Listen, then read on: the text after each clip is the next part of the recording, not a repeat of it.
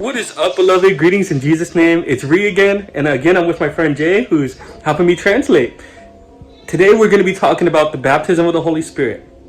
And so the first thing I wanted to say is the baptism of the Spirit is not what gets you to heaven. Ang pagbautismo diya sa balang espiritu dili makapalangit kanimo.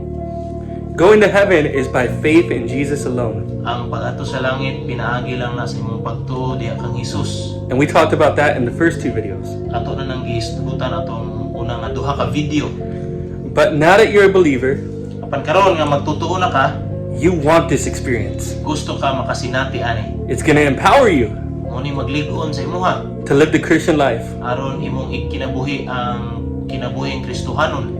In fact, in Acts chapter 1, verse 8, Diya sa buhat 1:8, the Lord Jesus says, when the Spirit comes upon you, you will receive power. ang Ginoong Hesus niingon nga kung ang balang espiritu manaa kaninyo makadawat kamo gahom. Some Christians walk around defeated Daghang mga Kristohanon nga galakaw nga pildi because they haven't received His power. tungod kay wala sila nakadawat pa ani nga gahom. Now, let me clarify. Ato lang ning klarohon. The Holy Spirit lives in everyone that believes. Ang tanang mga tao nga nagtuo ang balang espiritu nagpuyo na kanila. You can think about it like this. If I drink water, Sama ni mo inom og tubig, I have it inside of me. ang tubig naa na sa sulod nako. But when I jump in a swimming pool, Pero kung moambak ko sa swimming pool, I have it all over me. ang tubig naa sa akong palibot. And so Romans 8:9 says, the Spirit is in everyone that believes. Ang giingon sa Roma 8:9 nga ang balang espiritu naa niadto nga nagtuo. But Acts chapter 2 shows us the Holy Spirit coming on believers after they believe. Upadiha sa buhat kapitulo 2, ang balang espiritu mikunsad kanila human nga sila mituo. In fact, in Acts chapter 19, Paul said, have you received the Holy Spirit since you believed? Gani sa buhat 19 ningon si Pablo nga, nadawat na ba ninyo ang balang espiritu human kamo mituo? So let me ask you, my friend, are you content to only have the water in you, or do you want the water all over you? So mangutana ko sa imuha bay. Okay ra ba sa imuha nga ang tubig naara sa imong sulod o gusto ka nga ang tubig magpalibot sa imuha? Now, when you receive the baptism of the Holy Spirit, the Bible says in Acts that you'll speak in new tongues. Bala ang libro sa buhat nagaingon na kung madawat nimo ang balang espiritu mag-istorya ka og bag-ong pinulungan. This is found in Acts 10:44 through 46. Ingon na makita nimo na sa buhat kapitulo 10 46 hangtod 48. And I know that can sound weird to people who are new to the faith. Unya kabalo ko nga ug madunggan na nimo murag lain kay nagpaminawon basta ka kanang bag-o pa ka diha sa pagtuo. We may wonder, what are these tongues? Makaingon ka nga unsay pasabot ani mga sinultian ani? Are they just other human languages? Sinultihan lang ba ni sa laing sinultihan sa ubang tao? And sometimes the answer is yes. Usahay ang tubag ana, oo. In Acts chapter 2, they spoke in tongues and everyone heard them in their own language. Buhat kapitulo 2, nag-istorya sila og lain-laing pinulungan, unya nasabtan sila sa mga tao.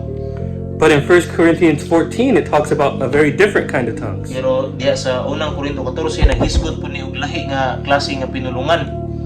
It says it's the tongues that you speak in and no one understands. Ang ingon dito nga mao ning sinultian nga imong ginalitok nga walay si bisan kinsa nga makasabot.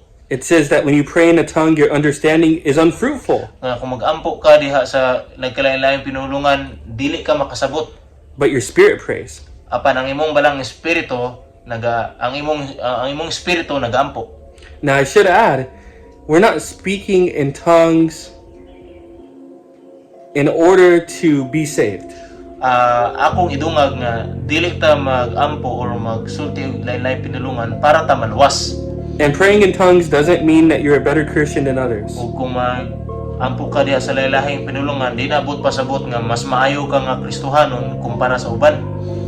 And not praying in tongues doesn't mean you're a worse Christian than others. O kung dili po ka mag-ampo diha sa lain-laing pinulungan, di po pasabot ana nga mas dautan ka kaysa sa uban nga mga Kristohanon.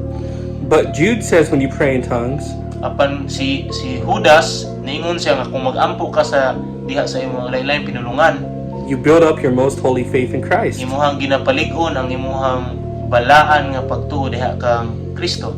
Don't you want to strengthen your faith? Di ba ka gusto nga palig-unon ang imong pagtuo? Then pray in tongues. Kung gusto ka, hala sige, pag-ampo diha sa lahi-lahi nga pinulungan.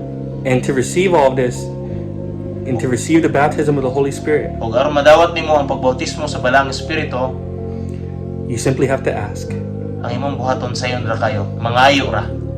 Luke 11:13 says, "My Father will give the Holy Spirit to those who ask Him." Ingon sa Lucas 11:13 nga ang akong amahan magahatag sa Balaang Espiritu ni adtong mangayo niini.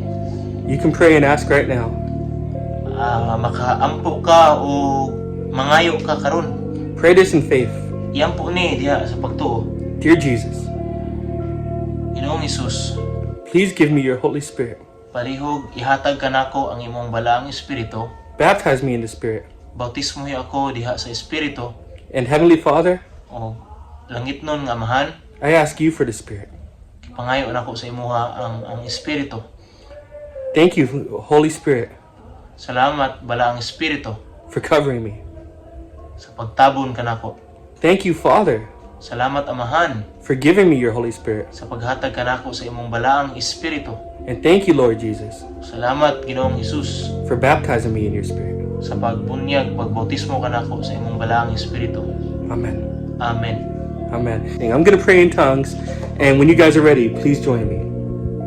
So karon mag-ampo ko diha sa lain-lain pinulungan nga kung andam na ka, pwede ka sabay sa kuha.